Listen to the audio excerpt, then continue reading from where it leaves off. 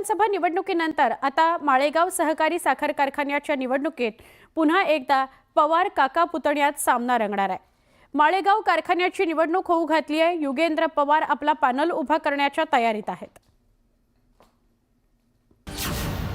पुन्हा काका पुतण्यात सामना, अजितदादा विरुद्ध युगेंद्र पवार। माळेगाव कारखान्यात आमने सामने।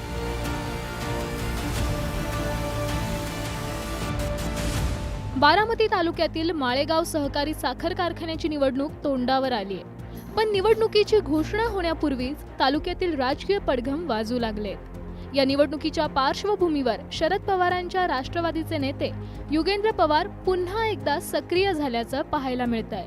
माळेगाव कारखान्याच्या निवडणुकीत आता शरद पवारांच्या पक्षाकडून पॅनल उतरवला जाणार असल्याचे संकेत युगेंद्र पवारांनी दिलेत।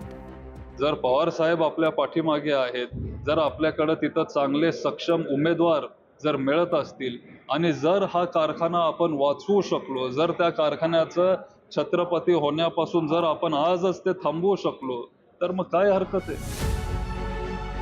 माळेगाव सहकारी साखर कारखान्यावर उपमुख्यमंत्री अजित पवार समर्थक पॅनलची सत्ता आहे, तर भाजपचे चंद्रराव तावरे आणि रंजन तावरे यांची भूमिका या निवडणुकीत महत्त्वाची ठरणार आहे।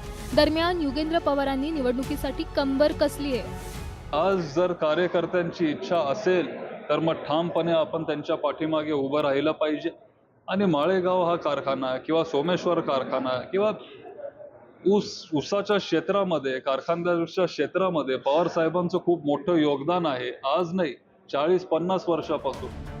काही दिवसांपूर्वीच युगेंद्र पवारांनी माळेगावच्या मुद्द्यावर जागरण गोंधळ आंदोलन केलं होतं। त्यामुळे आता युगेंद्र पवार आपल्या पॅनलच्या माध्यमातून कारखान्याच्या राजकारणात प्रवेश करण्याच्या तयारीत असल्याची राजकीय वर्तुळात चर्चा आहे।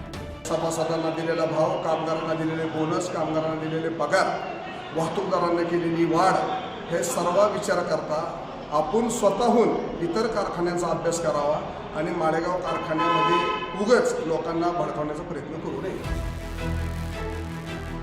खरं तर राष्ट्रवादी काँग्रेस एक संघ असताना माळेगाव सहकारी साखर कारखान्याची सूत्र अजित पवारांच्या हाती होती।